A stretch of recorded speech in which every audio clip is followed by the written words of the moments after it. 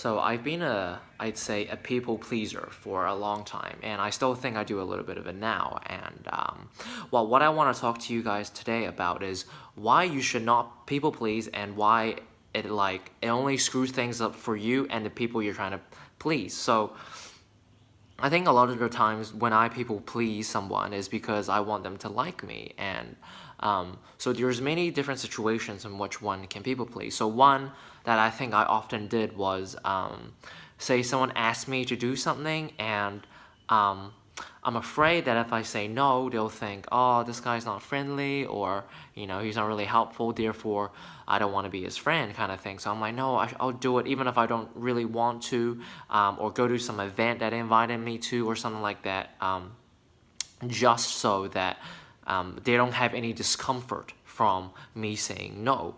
And I think a lot of people pleasing, it comes from trying to save someone else from discomfort or suffering. But you see, when you do that, what ends up happening is, like, if you, I don't know, do the thing that your friend asks and you don't really want to, one, you're not really enjoying yourself because you don't want to be there in the first place. And two, over time, if you keep doing things that you don't really want to do just for the sake of the other person, you end up resenting the other person. And three, if you're only there to please your friend, or doing something just for the sake of pleasing someone else, and you have no internal motivation yourself to do it, shit, what was my point? Then you're not gonna have a good time yourself. It's like you're there just so that you can get the approval from the other person, and that's not a good time or a good energy for anyone to be in, right?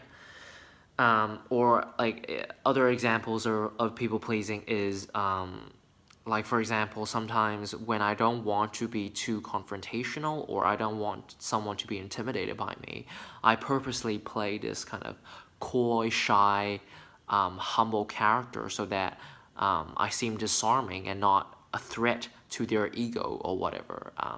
I guess as a way to protect myself.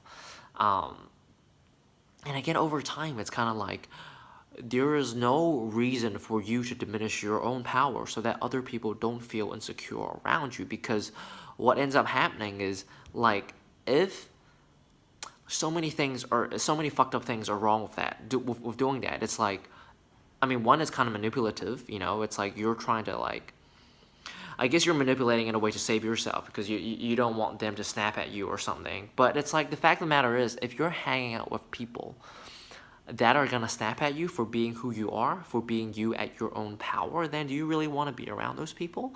And I know there's a lot of situations where it's kind of like you don't really have a choice. Like, maybe it's your boss or someone of power that has power over you, so you really want to make sure you don't piss them off. So you try extra hard to make sure that one, they like you, and two, that they don't dislike you.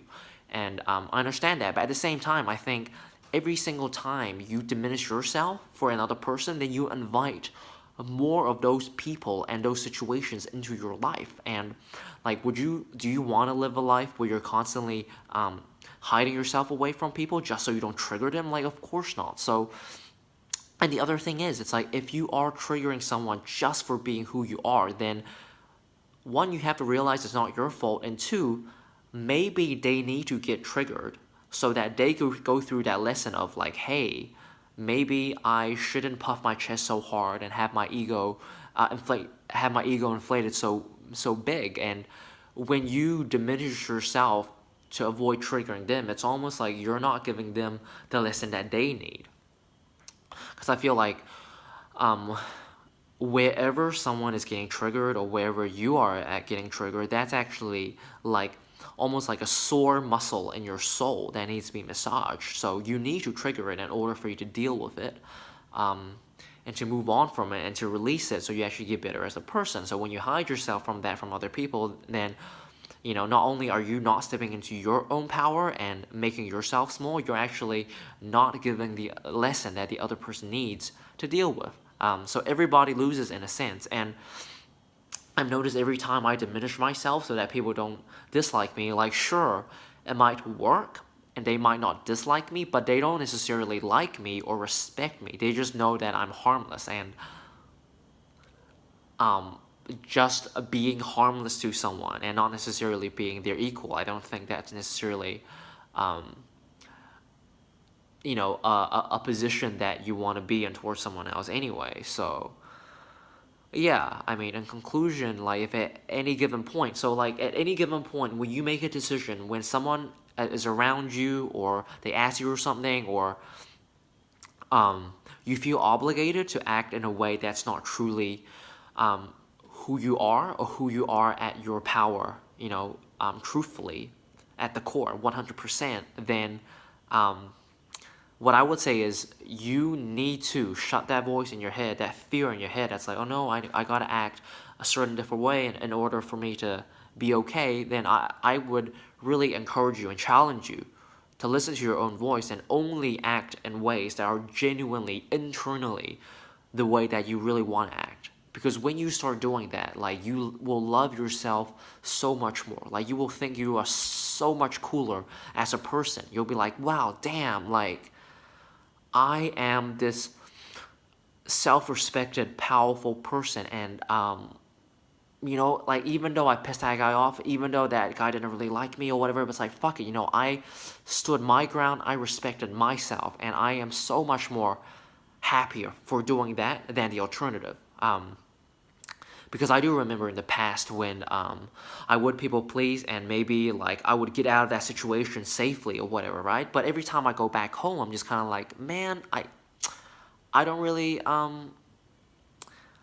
I didn't really like me doing that.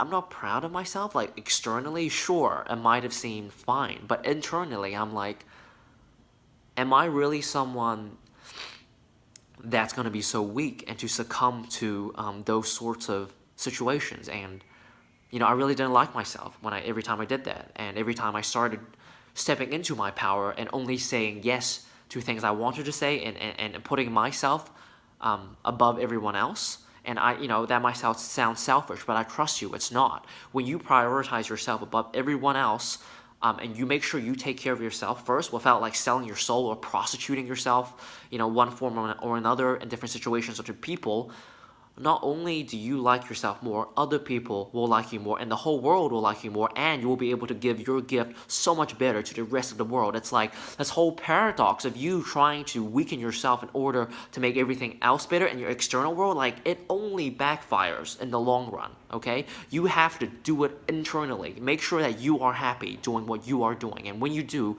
holy fucking shit balls, man, like, everything just works out. So, if you are someone that does people please or struggle with that or struggle being in your power, like, I know it's really hard in the beginning, but as much as you can, only do things that you want to do, and speak the truth. And I really like this quote: speak the truth even if your voice trembles, or something like along those lines. So yeah, be you, be powerful, be strong. Be the you that we need you to become. Because if you don't become the you we need you to become, then you are doing a disservice to the world. Because we need you at your power, at its fullest, so that you can actually serve us and serve you. And if everyone does that, then the whole world, in my opinion, will be balanced. And fucked up things won't happen as much anymore. People will say fuck you to the bosses a lot more, or the bosses would get better as people, and everything would just... Anyways, I have this grand vision, I think, that if everyone pursued their dreams and stepped into their power, then everything will naturally go back into a state of homeostasis, which means everything is at equilibrium, everything is balanced, and everything works out. So, yes, I hope you step into your power today and the next day and every single day of your life. Godspeed, soldier.